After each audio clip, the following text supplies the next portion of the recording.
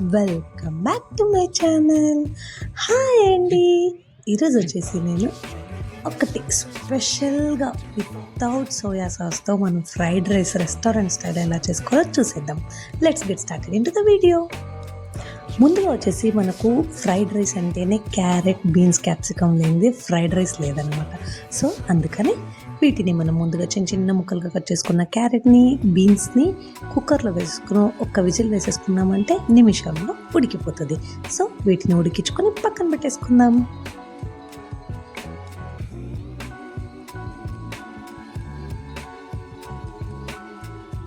అది ఉడికేలోపు ఇప్పుడు మనం రైస్ని ఉడకబెట్టుకోవాలండి. అది కూడా ఒక 90% మాత్రమే. మనం ఫుల్గా ఉడకబెట్టుకొని వంచుకొని మరి దాన్ని స్టీమ్ చేసుకుంటాం కదా, అలా కాకుండా ఒక 90% వరకు రైస్ని రెడీ చేసి ఆరబెట్టుకొని పక్కన పెట్టుకుందాం. ఇప్పుడైతే క్యారెట్, బీన్స్ ఉడికిపోయాయి. సో వీటిని వడగట్టేసుకుని, ఇవి తీసిన వెంటనే మనం వడగట్టేసుకోవాలి, లేకపోతే చాలా ముద్ద ముద్ద అయిపోతుంది. సో అందుకని ఇలా స్ట్రైనర్ సహాయంతో మీరు వాటిని మొత్తం సపరేట్ చేసేసుకోండి. తర్వాత ఒక కడాయి పెట్టుకొని స్టవ్ మీద 2 చిట్టీలు ఆయిల్ పోసుకొని గుప్పెడంత గోడంబిల్ని, అంటే ఒక 8 to 10 వరకు గోడంబిల్ని ఫ్రై చేసుకుందాం.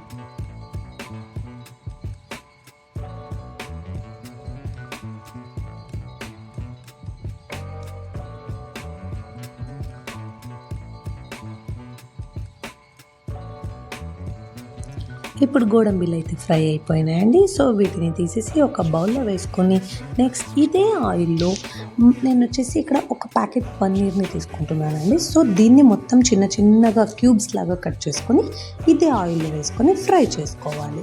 మనం ఇలానే డైరెక్ట్ రైస్లో వేసేసుకుంటే టేస్ట్ బాగోదు అనమాట. సో అందుకని కొంచెం అలా లైట్గా గోల్డెన్ బ్రౌన్ కలర్ వచ్చేంత వరకు ఫ్రై చేసుకొని వీటిని కూడా ఆయిల్ లేకోకుండా వంచుకొని పక్కన పెట్టేసుకుందాం.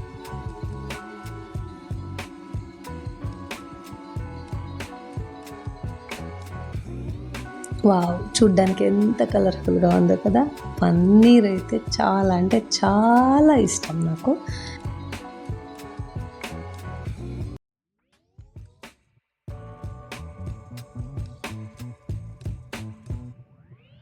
పన్నీర్ ముక్కల్ని మొత్తం తీసేసుకున్న తర్వాత అదే ఆయిల్లోనే, అదే కడాయిలోనే ఇంకా 1 స్పూన్ బటర్ని యాడ్ చేసుకోండి. దీంతో మాత్రం టేస్ట్ అదిరిపోతుందండి.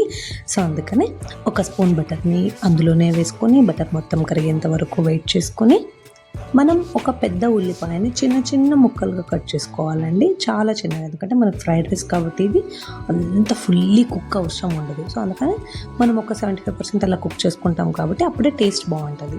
దానికి గాను ఒక పెద్ద ఉల్లిపాయని ఇలా చిన్న చిన్న ముక్కలుగా కట్ చేసుకోండి. అలానే కొన్ని కరివేపాకుని కూడా అందులో వేసుకొని ఒక 2 క్యాప్సికమ్ని చిన్న చిన్న ముక్కలుగా కట్ చేసుకొని, అలానే 2 పచ్చిమిర్చిని కూడా చిన్న చిన్నగా కట్ చేసుకొని ఇందులో వేసుకొని అలా అలా అలా 1 నిమిషం వరకు ఫ్రై చేసేసుకుందాం.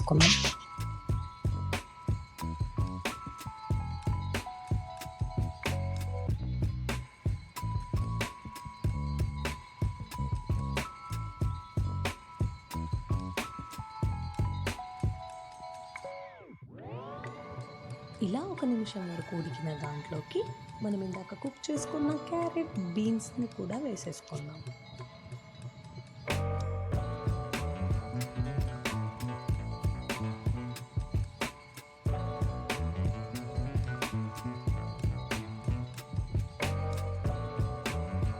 అందులోనే ఇందాక ఫ్రై చేసుకున్న పన్నీర్ని కూడా యాడ్ చేసుకొని ఒక 2 minutes వరకు దీన్ని మసాలా అన్నీ వేసుకొని కుక్ చేసుకోవాలి.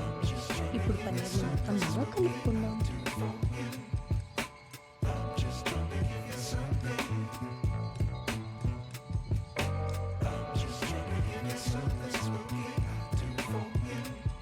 ఇప్పుడు ఈ పన్నీర్ మొత్తం మిక్స్ చేసుకున్న తర్వాత అందులోనే 1 స్పూన్ పెప్పర్ అండి, మిరియాల పొడి, 1 స్పూన్ రెడ్ చిల్లీ ఫ్లేక్స్, అలానే మీ రుచికి తగినంత ఉప్పు. ఇంతే అండి, ఏమి యాడ్ చేయాలి. ఇప్పుడు స్ట్రీట్ ఫుడ్లో మనం సోయా సాస్ చూస్తుంటాం, ఆ సాస్ ఈ సాస్ వేస్తుంటాం కదా. సో అవి ఏమి వితౌట్ సాస్ లేకోకుండా మనం ఫ్రైడ్ రైస్ని, అది కూడా రెస్టారెంట్ స్టైల్ టేస్ట్లో తిరిగిపోతుంది. చేసి చూడండి ఒకసారి. వీటిని అలా మొత్తం కలిపేసుకొని ఒక 2 minutes ఉడికించుకున్న తర్వాత మనం ఇందాక ఉడకబెట్టుకొని ఆరబెట్టుకున్న రైస్ని విడివిడిగా ఇలా వేస్తూ దీన్ని మొత్తం అన్నానికి మొత్తం పట్టే విధంగా బాగా కలుపుకోవాలి. అప్పుడే మనకు ప్రతి చోట ఉప్పు కారం అనేది తగ్గుతుంది. ఆనియన్స్ని చిన్న చిన్నగా కట్ చేసుకొని దానిపైన అలా గార్నిష్ చేసేసుకొని కొత్తిమీరతో కూడా గార్నిష్ చేసుకున్నారంటే అంతే ఫినిష్. ఎంతో సింపుల్గా బ్యాచిలర్స్ కూడా ఇట్టే చేసేసుకునే విధంగా రెస్టారెంట్ స్టైల్ ఫ్రైడ్ రైస్ అండి. ఒక్కసారి ఎలా ఉందో ట్రై చేసి మీరు కూడా కామెంట్ చేసేయండి. ఎవరైనా కొత్త వాళ్ళు చూస్తూ ఉంటే ప్లీజ్ సబ్స్క్రైబ్ చేసుకోండి, లైక్ చేయండి, దాని పక్కనే ఉన్న బెల్ ఐకాన్ని క్లిక్ చేసేయండి. Thanks for watching.